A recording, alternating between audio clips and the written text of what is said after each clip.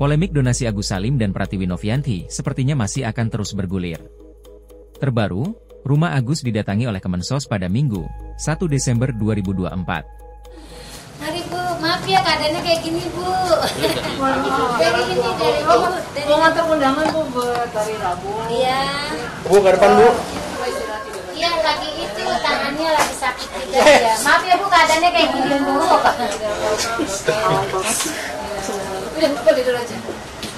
Jadi kami sekalian menengok keadaannya Pak Agus, sekaligus kami menyampaikan ini Bu surat undangan ya Bu. Baik. Nah, surat undangan supaya hadir untuk acara apa Bu?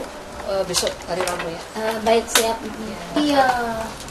Tangannya yang lagi terasa tangannya ini udah dari semalam.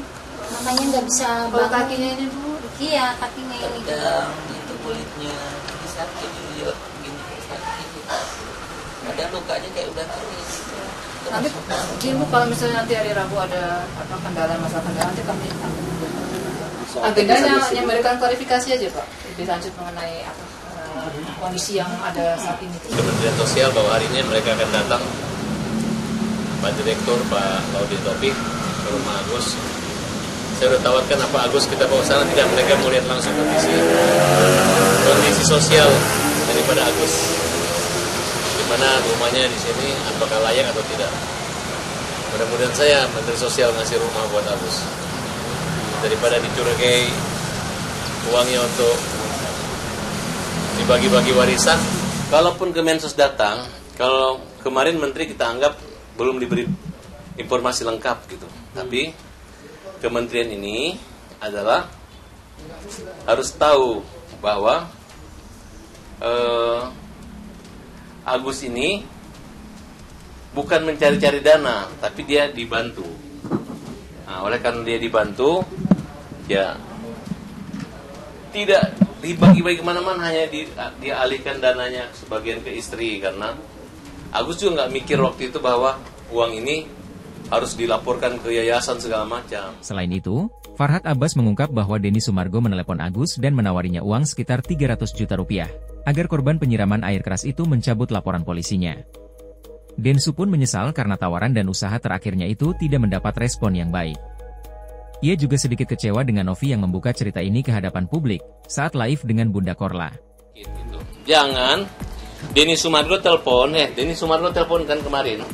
Kemudian menawarkan uang 200-300 juta. Yang penting cabut laporan ya. Tiba-tiba ini rahasia, nggak boleh disebar. Ternyata dia udah cerita ke Novi.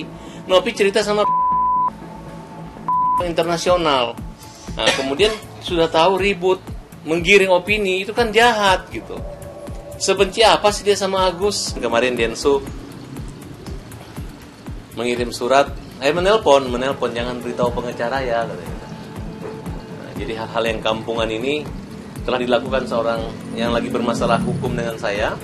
Berani-beraninya dia menawarkan kepada Agus untuk mencabut laporan 300 juta. Nah, dan untuk apa itu? Untuk apa?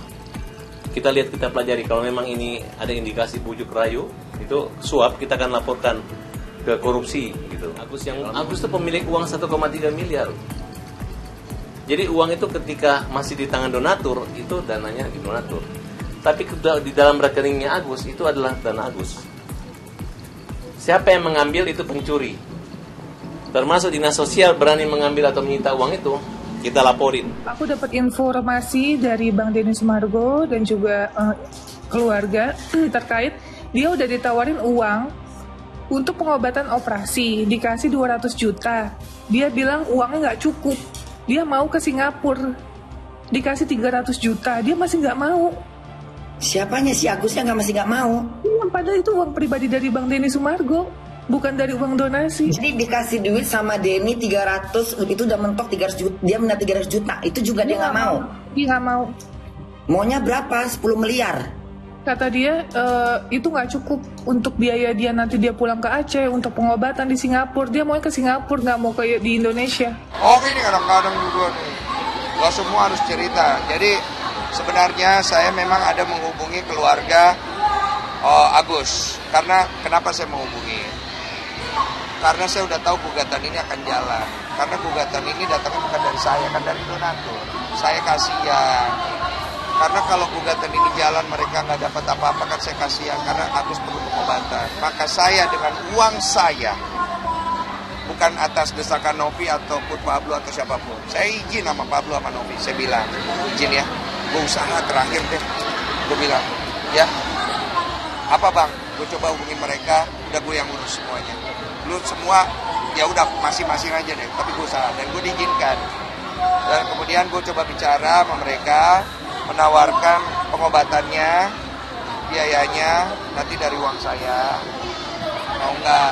Tapi saya kan gini, saya ngelihat bahwa masalah ini kan tidak perlu ada pelaporan kepada Novi ya. Boleh dong, ini uang saya. Saya nego boleh dong. Ya udah, kamu mau bagus gak? Cabut laporan, berobat, saya kasih santunan sekian, kamu lanjutin hidup. Kamu bagus di mata masyarakat. Niat jahat gua. Menyesal gua melakukan itu. Menyesal gua melakukan itu berarti. Berarti sekarang saya harus menyesal. Karena niat saya dianggap salah ya.